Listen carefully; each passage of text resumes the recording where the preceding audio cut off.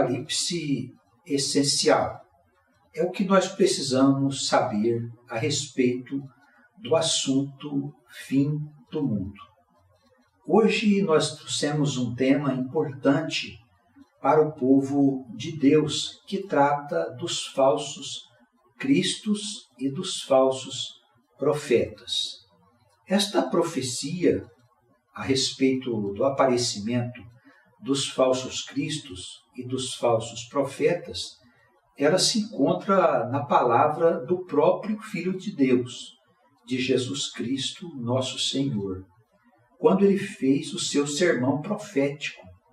O capítulo 24 de Mateus é um discurso escatológico, quer dizer, é um discurso que trata do tema fim do mundo, e ele estabelece uma ligação entre as profecias de Daniel e aquilo que está revelado no Apocalipse. Mas nós queremos abordar hoje, essencialmente, o tema falsos cristos e profetas. A palavra de Deus, ela diz assim: se naqueles dias não houvesse um abreviamento da situação, nenhuma carne se salvaria, mas por causa dos escolhidos serão abreviados aqueles dias. Palavra do Senhor no versículo 22 do capítulo 24 do Evangelho segundo Mateus. Ele diz então a seguir, no versículo 23, então, se alguém vos disser, eis que o Cristo está aqui ou está ali, não lhe deis créditos, porque surgirão falsos cristos e falsos profetas, e eles farão grandes sinais e prodígios, e se possível fora, enganariam até os escolhidos. Eis que eu vos faço essa profecia. Versículo 25. Isso nos deixa claro que Jesus estava querendo alertar o seu povo a respeito dos dias do fim, principalmente do aparecimento desses que foram chamados falsos cristos e falsos profetas pelo próprio Filho de Deus. Quer dizer, falsos cristos e profetas, porque eles apareceriam no meio do povo de Deus, no meio das igrejas. Eles estariam enganando até aqueles que foram escolhidos pelo Senhor. Daí a necessidade de termos um grande cuidado, porque algumas pessoas pensam que Cristo virá pessoalmente no mundo, quando a sua volta gloriosa. Isso não é verdade. A palavra dele deixa claro que, se alguém disser que eu estou aqui ou acolá, não lhes dê crédito, porque, em verdade, eu vos digo que o sinal da minha vinda será como um relâmpago que sai do Oriente e se mostra até o Ocidente. Versículo 27 do mesmo capítulo. Então, haverá um sinal no céu a respeito da volta do Senhor, mas não o Senhor virá pessoalmente no mundo. Daí surgiram falsos cristos, que são aquelas pessoas que dizem ser o próprio Jesus Cristo encarnado. Hoje nós temos seitas no meio evangélico cristão, onde alguns indivíduos se colocam na condição do próprio Senhor. É claro que essas pessoas exploram a falta de conhecimento que existe nas igrejas, a falta do conhecimento verdadeiro das Sagradas Escrituras e daquilo que é, na verdade, a vida e tudo aquilo que a gente passa por aqui. Esses indivíduos, eles exploram as fraquezas dos irmãos, eles exploram o medo da morte, todo mundo tem medo da morte, e não há explicação para o que acontece depois. Tudo hoje, infelizmente, está envolto nas ideias da teologia católica evangélica, que é a mesma teologia, na verdade, aonde as pessoas pensam, umas que vão ficar dormindo até o dia do juízo, outras que vão ser ressuscitadas um dia com o seu próprio corpo carnal, enfim, as teorias são de grande número e elas não encontram sustentação no conhecimento geral das Escrituras. Eles pegam uma passagem aqui, uma passagem ali para sustentar estas ideias, mas isso é muito comum no meio evangélico cristão. Usam da Bíblia para atender os anseios e interesses do próprio coração. Então, esses falsos cristos, eles exploram o medo da morte, eles exploram a pobreza das pessoas, a pobreza material, eles exploram a doença das pessoas e a incerteza quanto àquilo que vai acontecer no futuro. Por isso, eles fazem promessa de que haverá uma grande transformação, quer dizer, as pessoas não vão morrer mais. É comum no nosso meio seitas que anunciam que o sujeito será transformado, os salvos serão transformados no dia do juízo e eles viverão para sempre aqui na vida terrena e nunca mais o seu corpo estará sujeito à morte.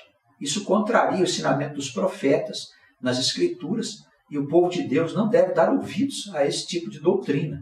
Nós temos nas Escrituras Sagradas uma orientação muito séria a respeito daquilo que vai acontecer no futuro e como nós devemos proceder diante das incertezas desse tempo. Esses homens também, eles ensinam coisas mirabolantes, coisas assim impossíveis, eles acham que serão transformados em todos os sentidos, outros dizem que vão ser arrebatados para o céu, sair voando pelo espaço.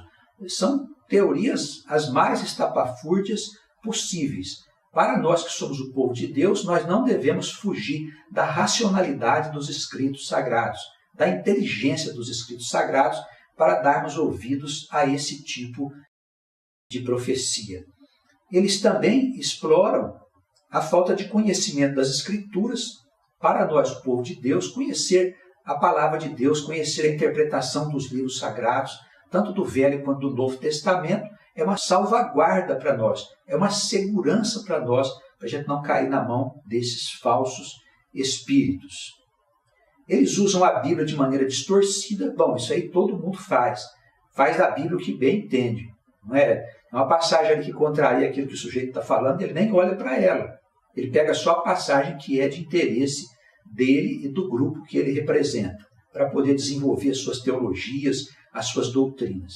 Tudo bem, cada um é livre para fazer como quiser, mas nós que somos o povo de Deus, temos uma orientação segura do Espírito Santo, que haverá de nos guiar, a mim, a você, a todos nós, que nos identificamos como ovelhas perdidas, cansadas de exploração, cansadas de promessas, cansadas de coisas que não acontecem e que almejam um futuro nas mãos do Senhor. O Senhor, com toda certeza, nos guiará no caminho do verdadeiro entendimento da palavra que Ele nos revela. Esses homens não podiam deixar de faltar a grande ideia de cobrar os dízimos para poder eles ter dinheiro. Eles fazem com que os adeptos destas seitas que eles fundam deem 10%, 20%, dê os seus bens, as suas coisas para estas seitas. Isso não encontra fundamentação nos ensinamentos gerais das Escrituras Sagradas, mas a Escritura, como eu disse, é usada de maneira distorcida para atender o desejo insano do coração de muita gente. Claro, serão responsabilizados. Haverá uma consequência por todo este mal que eles fazem.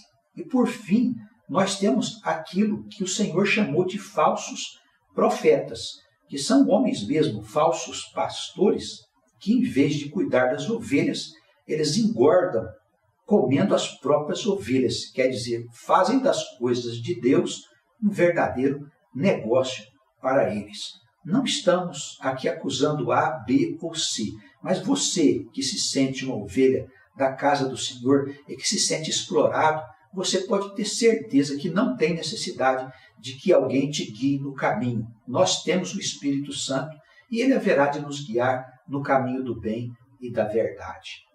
Olha, esses falsos pastores, eles fundam as suas seitas, eles são pessoas exclusivistas, pregam que só eles, na verdade, têm salvação, que só os que se colocam sob a sua guarda eles têm salvação, são pessoas legalistas que condenam os pecadores ao inferno depois da morte, são pessoas que não aceitam que os pecadores participem das suas reuniões que eles acham ser de justos, né? Então são coisas que mostram muito bem o tipo de espírito que está por trás disso. Não tem nada a ver com Jesus, não tem nada a ver com Cristo, que esteve sempre no meio dos pecadores, procurando transformar a vida deles, procurando dar uma vida nova para eles. Não há nenhuma identidade entre esse tipo de doutrina, entre esses conceitos existentes nestas seitas e aquilo que Jesus ensinou. Jesus veio para os pecadores e nós somos as ovelhas perdidas, estávamos perdidos em nossos pecados e o Senhor, graças a Deus, Ele nos achou. Vamos ter cuidado assim com esses falsos pastores que estão por aí engordando as custas das ovelhas, em vez de cuidar delas, em vez de cuidar das necessidades das ovelhas, procuram, na verdade, cuidar de si mesmos. Estão cuidando mais dos pastos, como dizem frequentemente, do que das necessidades das ovelhas. Também esses falsos pastores distorcem o sentido das Escrituras, não compreendem a verdade, que é eterna, e que só pode ser discernida espiritualmente, eles não compreendem nada disso. Eles vão fazendo conforme o desejo e o interesse do próprio coração, para atender às suas necessidades pessoais, quando não necessidades de grupos que se organizam com as mesmas finalidades. Eles também, é claro, não pode faltar, cobram os dízimos para poder ajuntar o dinheiro para as suas vidas e organizações. Olha, nós não somos contra haver uma arrecadação de fundos na igreja através de ofertas, mas nós precisamos deixar claro que a igreja tem as suas despesas. Alguns pastores ganham seus salários, alguns pastores ganham salário porque fazem trabalho dignos deste salário. Mas tem certas situações que, evidentemente, elas configuram um abuso da fé das pessoas. Nós precisamos participar da obra de Deus, contribuir e ajudar da melhor forma possível. Mas vamos ficar de olho para a gente não ser vítima desses que exploram o rebanho. Vamos aprender a identificar as boas igrejas, os bons pastores, os verdadeiros homens de Deus que estão anunciando as boas novas de Jesus e vieram, evidentemente, falar que agora a morte foi vencida, que o inferno foi vencido, porque Cristo nos dá essa vitória. Ele veio nos trazer o perdão dos pecados, ele veio salvar a nossa alma do buraco aonde a gente tinha se enfiado pela nossa própria liberdade. Que Deus te abençoe e que o Espírito Santo te ajude a se livrar de uma vez por todas dos falsos cristos e dos falsos pastores. Apocalipse essencial. Esse é mais um tema que você precisa saber a respeito do fim dos tempos. Que Deus nos abençoe.